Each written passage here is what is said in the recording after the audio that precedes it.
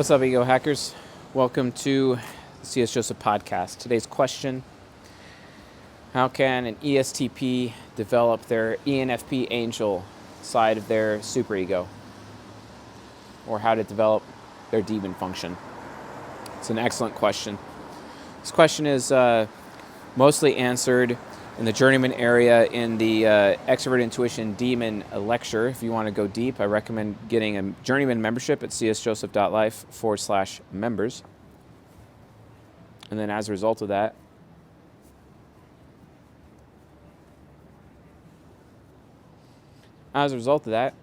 get yourself educated. But be that as it may, I will answer this particular Acolyte question.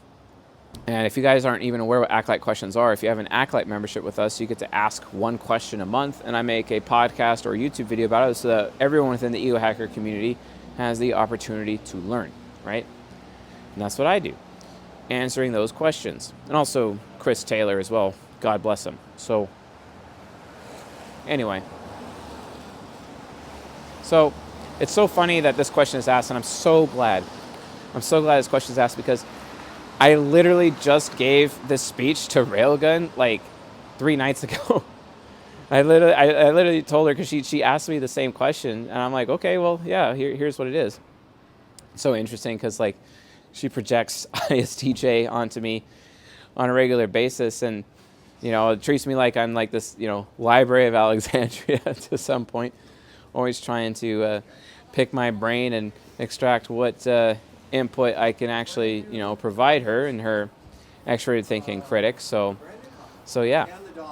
But anyway, folks, just so you know, Extrovert Intuition Demon has the ability over time to become angelic, which means it can be a real force for good instead of evil. It's where you have the best opportunity of expressing your deadly sin as a living virtue. Now, the deadly sin and the living virtue of an ESTP is the deadly sin of lust, as well as the living virtue of chastity, okay? And lust, I mean, sure, there's sexual connotations there, sure. But it's not always about sex. It's not always about sexual connotations. I mean, most people assume that, but it's not always exactly what's going on. And the reason why is because a lot of people just don't understand how lust works intrinsically, because literally lust can be translated directly into the word jealousy, which means wanting what other people have. That's why Extroverted Sensing Hero sees what other people are doing, sees what other people have, and it wants it as well. This is why Railgun is one of the most lustful, jealous people I have ever met, right? Thanks, bro. So anyway, and it's really just because of jealousy. She just wants what other people have. And given her octagram, as I had explained in the context of the last Cutting Edge episode for January 2023, which ties into this particular video very well. Again, be a journeyman member, go to the Cutting Edge episodes, watch the January 2023 episode where I talk about temple influence and how that affects the octagram and vice versa.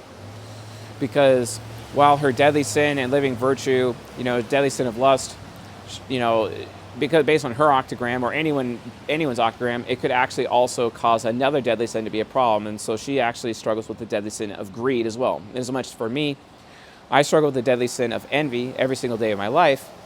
But I've learned how to use it as like a power to turn it into motivation. Just like she can use her lust as power, her jealousy as power for motivation. Motivation for her to improve, motivation for her to gather up resources so that she can have the things that she actually wants. And it's super normal and it's super healthy. I highly recommend everyone go out of the way to find out how they can use their deadly sin to turn it into motivation for self-improvement and ultimately personal growth, right? So based on that, don't give up. Just because it's a deadly sin does not mean it's a bad thing. But living virtues can also, in as much as a deadly sin can be used for good, a living virtue could be used for evil. And the living virtue of chastity can be used for evil with an ESTP, because an ESTP can force other people to be chaste when they probably shouldn't be.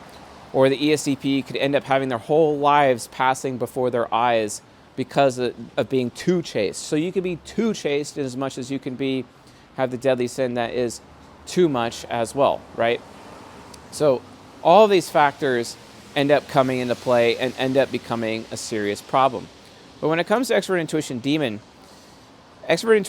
is like a huge burden, especially on ESTPs. It could be a really big burden. And one of the reasons for that is because the ESTP on their own basically ends up, they're just undesirable by default. No one really wants them around, right? So they intrinsically know this, because they're members of the soul temple. The God function that's attached to the soul temple is extroverted intuition, right? And from an extroverted intuition perspective, they already want to be wanted. They do. ESTPs want to be sought after. They want to be desired. They want to be wanted. And it really sucks for them because they crave connection so much with other people, but they end up being the most lonely of the 16 types. They end up not gaining that connection because extrovert intuition demon as a demon function ends up preventing them from being desirable enough so that their own minds are already sabotaging their cognitive origin. And it's a huge, huge problem. I mean, I have the same issue. I have extroverted sensing demon. Extroverted sensing demon, in my opinion, is equally a huge burden because I'm just cringe by default. I mean, look at me. I'm dressed in all black. Here I am podcasting on the side of the road. People are walking by and like, who the hell is this guy? What the hell is he doing? And why is he recording me? And everyone's already instantly making it about themselves. And I'm just literally, by default, making everyone constantly uncomfortable, which causes me to be lonely by default, even though like I'm trying to gain satisfaction in my life, right? But I'm never satisfied because I'm constantly making people uncomfortable or making people feel unsafe, constantly doing it, right? So based on that, like, that's how my mind, my demon ends up, sabotaging things for me. But the thing is, though, is that the ESTP in this particular case has to learn the lesson of the demon, right? And we talk about lessons of the demon in the demon function lectures that are in the Journeyman members area in the premium lectures section. Go check it out. Watch that entire season just so you can see how everyone has to learn the lesson of the demon. Because if you're able to learn the lesson of the demon, you are actually able to turn your demon into something good. You are able to turn it angelic, right? So what does that actually look like for an ESTP? Well, extroverted sensing hero has this problem because of any demon where they really suck at giving gifts. In fact, like they're all about giving presents, and I've talked about this before, but the point is that they always end up performing because extroverted sensing is all about performance, right? And then when you combine that with extroverted feeling child, it ends up becoming a 1-2 punch combo that nobody wants, right? A huge problem because extroverted sensing hero is like, hey, I'm going to perform for everyone around me. And then extroverted feeling child expects people around it to show them gratitude and appreciation for the performance that the ESTP put on. The problem is, and this really sucks to be them, really sucks to be an ESTP, especially an ESTP woman. Oh my God. I feel so bad for them consistently. Because what ends up happening is that extroverted sensing hero causes the ESTP to give a performance that nobody asked for, right? It's kind of like the Sagittarius sign, And it's so funny because Railgun is a Sagittarius, right? So it ends up like they end up performing for others, and it's the performance no one asked for, and then extroverted feeling child gets butthurt because no one is showing them gratitude for the performance nobody asked for. So they end up sabotaging themselves in the entire process, and they get nowhere in life as a result. It's super frustrating. It's entirely annoying. Like, it really, really sucks. It's extremely painful for them, right? And wow, this is really strong. barely keep it in my mouth. So it's a big problem. It's a very big problem. And that's ultimately like the demonic expression, like, because there's always a little bit of the demon in the hero, right? And that's how the demon exerts its influence on the battleground of Titans. If you want to learn more about the battleground of Titans and cognitive reflection, I highly recommend you check out season 18.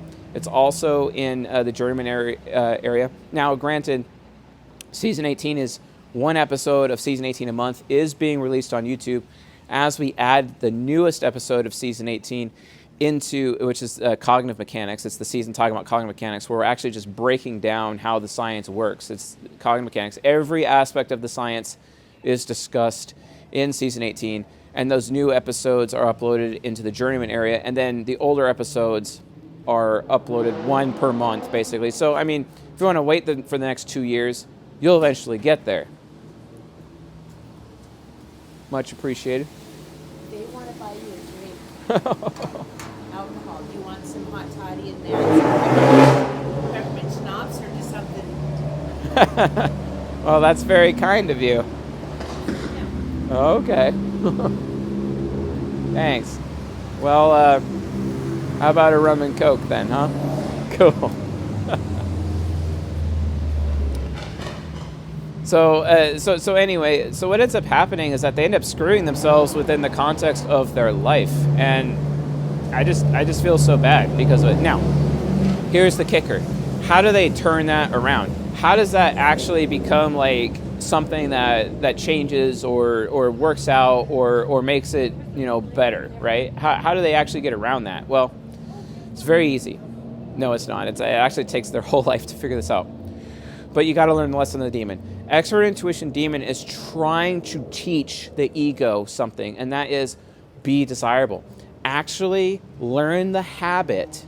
And this is where, like, Jocko Willink, he is an ESTP. He wrote the book, The Dichotomy of Leadership. Oh, cute dog.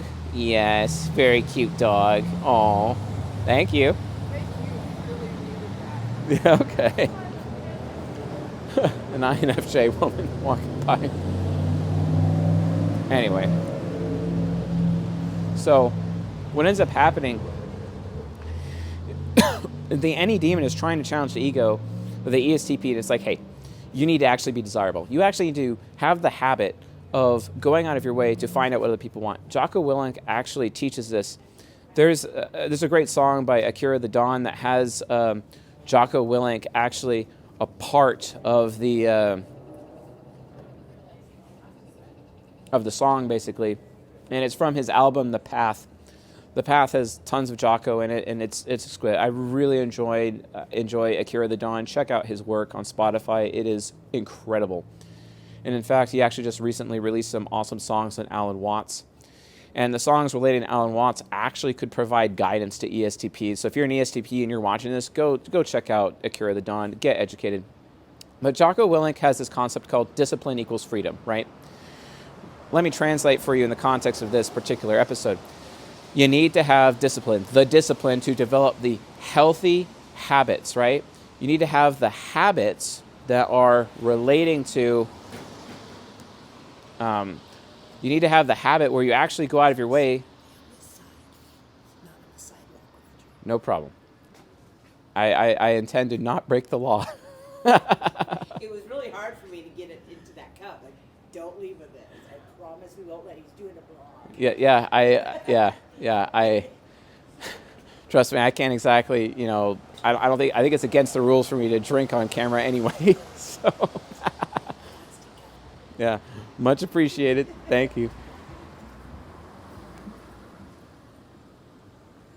So anyway, the point is, like, they have to develop the self-discipline to have the habit to ask people what they want, which absolutely screws with an ESTP, because they're anti-inferior. Like, well, I need to get what I want. Why am I going away to get other people what they want? And it's so dismaying to them.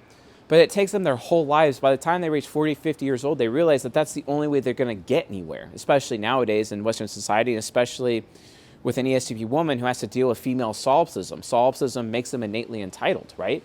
And that solipsism ends up becoming a serious problem, right? So based on that, it ends up causing like a ton of risks to them personally, but they have to do this. They have to have that healthy habit of learning to ask people what they want. Besides, they're an NI user. SI users, as children, all have to learn how to share. If you spot a child who's not willing to share, they're an SI user, right? Because NI users naturally share because they want to have a shared experience with other children. So NI users share by default because extroverted sensing is all about sharing. And you got to teach the SI users to have the habit of sharing. But you have to teach the NI user children, who are typically dangerous by default because they'll get into things that they're not supposed to. So you have to teach them how to ask for permission, right? And it's really hard for an ESTP to ask for permission because they're pragmatic. And because of their pragmatism and they're so independent, they don't ask for permission.